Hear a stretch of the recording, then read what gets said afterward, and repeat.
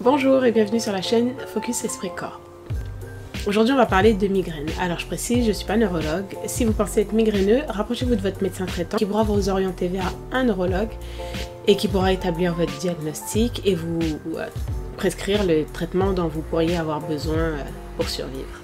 Ici il s'agit d'une vidéo qui a pour but de vous donner quelques débuts de réflexion pour les personnes qui sont dans le doute, qui ne savent pas encore s'ils sont migraineux, ou pour les personnes qui sont déjà migraineux, déjà diagnostiquées et qui n'arrivent pas trop à s'en sortir avec ou sans médication.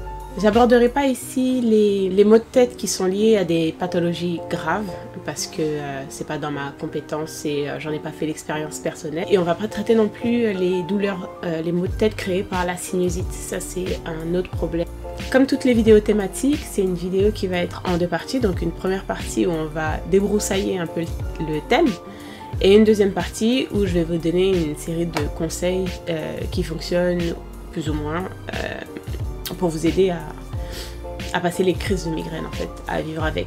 Donc comment survivre avec vos migraines. Dans la première partie où on va plus ou moins définir le terme, je vais surtout faire une comparaison en fait avec les céphalées de tension, donc ce que la plupart des profanes appellent migraines, qui sont des maux de tête, et les véritables migraines et les causes des migraines. Dans la seconde partie, je vais vous donner une série de conseils pour vous aider à vivre votre migraine au quotidien, et même si vous n'allez pas faire disparaître vos crises de migraine, peut-être en diminuer l'intensité ou alors la fréquence, comme moi j'ai réussi à le faire depuis quelques années maintenant. Alors la migraine, qu'est-ce que c'est, mais surtout, qu'est-ce que ce n'est pas? Je vais commencer par ce que ce n'est pas. La migraine, c'est pas une simple céphalée de tension qu'on peut soulager avec de l'automédication. Non, on peut pas prendre un Doliprane et ça passe. Ça fonctionne pas avec les migraines. Ce que les non-migraineux appellent en général une migraine, c'est la plupart du temps une céphalée de tension. C'est-à-dire que avec le stress ou la tension nerveuse, on contracte l'ensemble des muscles du cou, donc on est tendu, on contracte l'ensemble des muscles du cou, mais ces muscles du cou, ils sont reliés aux muscles du crâne, parce que oui, il y a des muscles dans le crâne. Et en étant tout le temps contracté, eh ben, ça fait mal à la tête, ça fait mal, mais en fait, c'est pas dans la tête, c'est vraiment les muscles du crâne, en fait, c'est comme des courbatures sur la tête. Et ça, généralement, on peut le soulager avec du paracétamol. Ça fonctionne aussi quand on fait des massages avec des mouvements circulaires. Généralement, ça permet de détendre un peu les muscles de la tête. Et le repos, ou alors supprimer la source du stress, même si c'est pas toujours possible, parce que si c'est le stress au travail, En revanche, les migraines, elles sont causées par la dilatation des vaisseaux cérébraux, notamment des artères des méninges, les membranes qui protègent le cerveau. Et la douleur, elle est souvent pulsatile, donc comme un battement. Elle est localisée sur un côté de la tête et elle provoque l'intolérance au bruit, à la lumière et pour ma part, j'ajouterais au mouvement. Je ne vais pas m'attarder dans les détails techniques. Si vous voulez plus de détails, je vais vous mettre quelques sources dans la description. Bien que bénigne, et je mets des gros guillemets, parce qu'effectivement, la migraine, c'est pas une maladie qui entraînera la mort ou un handicap définitif ou la perte d'un membre. Mais mes pères migraineux savent que la migraine chronique peut être vraiment invalidante. À part s'allonger dans le noir en PLS jusqu'à ce que la douleur passe, il n'y a pas grand chose à faire. Dans certains cas. Pour beaucoup d'entre nous, elle est précédée d'une aura, d'un éblouissement. Et dans mon cas, plus l'éblouissement est intense, plus je sais que la migraine sera violente. La migraine est souvent accompagnée de désordres gastriques, ou neurologiques. Il y a énormément de facteurs déclenchants, je pense que ça diffère beaucoup d'une personne à l'autre, mais je peux vous en donner quelques-uns. Pour certaines femmes, le facteur déclenchant de leur migraine, c'est le cycle menstruel. La chute brutale des oestrogènes en fin de cycle peut provoquer des migraines. Pour d'autres, il s'agit de la consommation de certains aliments, comme le café, le chocolat, la charcuterie et autres. Ce sont des facteurs sensoriels comme les lumières vives ou clignotantes, la chaleur, les odeurs, ou encore le stress, ou justement une période d'accalmie après une grosse période de stress, le manque ou l'excès de sommeil. Bref, vous avez compris, il y a énormément de facteurs qui diffèrent d'une personne à l'autre. Et c'est ce qui rend la migraine parfois et très souvent imprévisible. En effet, on peut être parfaitement bien et puis subitement on a l'aura, on sait que la migraine va suivre derrière et ça va nous gâcher la journée, la nuit et sûrement les 2 jours qui suivent. C'est pour ça qu'il ne faut pas prendre à la légère les douleurs liées à la migraine. Parce que souvent les personnes qui n'ont pas de migraine minimisent l'intensité de la douleur des personnes qui ont effectivement des migraines parce qu'il la compare à leur propre céphalée de tension qu'on a tous eu un jour, qui, bien que désagréable, n'est pas ni invalidant, ni insurmontable. Et maintenant que la définition est plus ou moins posée, qu'on sait à peu près de quoi on parle, je vais vous proposer 5 conseils pour justement gérer votre migraine au quotidien. Enfin, au quotidien, j'espère pas, mais quand vous avez des migraines, quoi. Numéro 1, dans la mesure du possible, repérez vos facteurs déclenchants. Qu'ils soient environnementaux, sensoriels ou alimentaires. Faire repérer vos facteurs déclenchants vous permettra dans la mesure du possible de les éviter. Par exemple, si à chaque fois que vous buvez du café à midi, vous avez la migraine, bah vous éviterez le café à midi. Si c'est les lumières clignotantes ou des choses comme ça, bah vous éviterez d'aller dans des salles de jeu ou vous limiterez au maximum l'exposition à ce facteur-là. Si c'est le stress au travail encore, c'est une décision qui n'appartient qu'à vous, comme toutes les autres d'ailleurs. En repérant votre ou vos facteurs déclenchants, ce sera plus facile pour vous d'agir dessus. Comme la plupart des migraineux, j'ai plusieurs facteurs déclenchants, certains non élucidés à ce jour.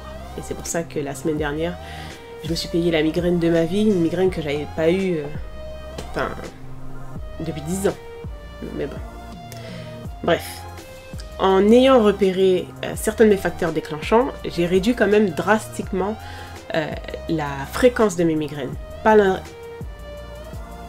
complètement leur intensité parce que, encore une fois, la semaine dernière, j'ai vraiment une grosse migraine, mais sinon, la plupart du temps, c'est quand même moins intense que ça l'a été par le passé. Pour ma part, en arrêtant de manger de la viande, j'ai réduit de beaucoup l'intensité de mes migraines. En buvant beaucoup d'eau, parce qu'en fait, il m'arrive encore aujourd'hui assez souvent d'oublier de boire de l'eau. En me couchant plus tôt, je sais que si je me couche après 23 h, je peux être certaine que le lendemain ou le surlendemain, si je cumule, je vais avoir une migraine dans les heures qui suivent. Mais dans la mesure du possible, j'agis dessus et ça me permet de réduire la fréquence de mes migraines. Et ça me permet au moins d'anticiper. Je sais que si je me couche tard, le lendemain, c'est sûr que je vais avoir une migraine. Donc j'essaie de ne pas me coucher tard la veille d'un jour où j'ai quelque chose à faire qui va me nécessiter d'être présente.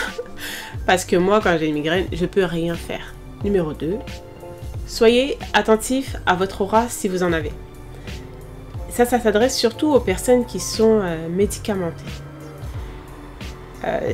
Si vous l'êtes, vous savez que le traitement, il doit être pris au tout début de la crise. Pas quand la crise elle est déjà installée, il faut vraiment prendre au tout début de la crise. Donc si vous sentez votre aura arriver, vous savez que vous allez devoir prendre votre médicament et là, ce sera bien plus efficace. Pendant toute la période où j'ai pris un traitement médical contre la migraine, je le prenais toujours trop tard et c'est complètement inefficace. Ça sert absolument à rien de prendre son traitement. Enfin, le médecin va vous dire de le prendre quand même. Mais moi, personnellement encore, j'ai constaté que si je prends mon médicament quand la crise elle est installée, il me sert pas en fait. Donc vraiment, repérer son aura, repérer à quel moment, repérer les tout premiers symptômes avec votre aura, ça va vous permettre de prendre votre médicament en temps et en heure.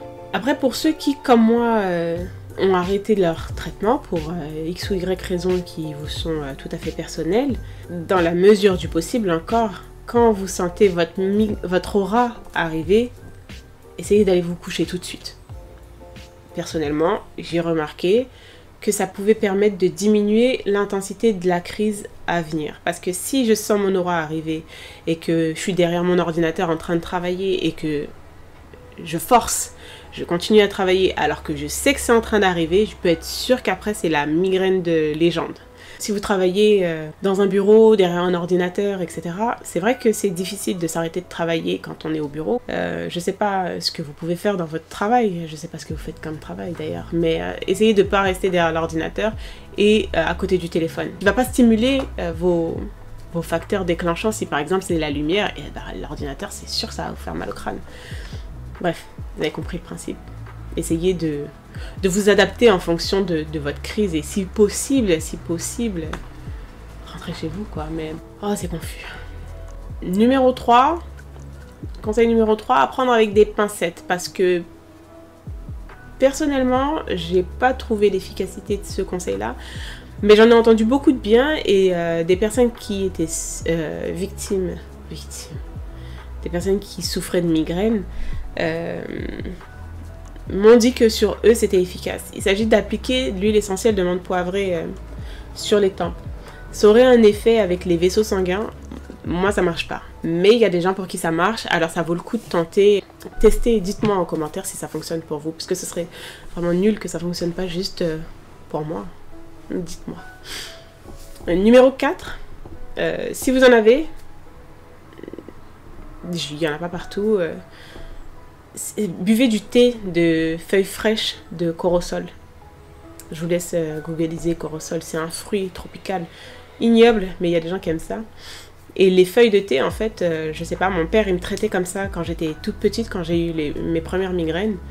Et c'était vraiment, c'est le seul traitement naturel qui a fonctionné sur moi, c'est le thé de corosol. Donc si vous en avez par chez vous, allez-y, lancez-vous. Pour moi, ça marche. Et enfin, numéro 5, éduquez votre entourage. Mais essayez de leur donner des sources, essayez de leur donner des informations sur la maladie migraineuse. Parce qu'il n'y a rien de pire que de voir son entourage nous dire « Oh, fais un effort, ça va, on en a tous des migraines. » Non, des migraines, on n'en a pas tous. Il y en a qui en ont, et il y en a qui n'en ont pas. Et il y en a plus qui n'en ont pas que de personnes qui en ont. Donc, c'est pas évident pour les gens qui n'ont pas de migraine de savoir ce que ça fait d'avoir une migraine. Il y a très peu de gens qui mesurent l'intensité de la douleur d'une migraine. Donc, éduquez votre entourage. Éduquez, si possible, aussi vos employeurs pour pouvoir appliquer le conseil numéro 2 et de pouvoir travailler en fonction de... Enfin, de faire des tâches moins prenantes quand vous avez la migraine. Essayez d'éduquer votre entourage, donner des informations, donner des sources, donner des liens. Sur Amélie, par exemple, il y a beaucoup d'informations sur les migraines et moi, je vais essayer, comme je vous disais tout à l'heure, de vous en mettre quelques-uns dans la description de la vidéo. Et puis, si vous avez des doutes, en fait, si vous pensez à la suite de cette vidéo que vous pouvez être migraineuse, ça vaut quand même le coup d'aller voir le médecin, de donner vos symptômes, de vous faire diagnostiquer, en fait, et après d'avoir un suivi avec un neurologue, même ne serait-ce qu'au début. Après, quand vous serez rodé et que vous serez un vieux de la vieille de la migraine, vous en aurez moins...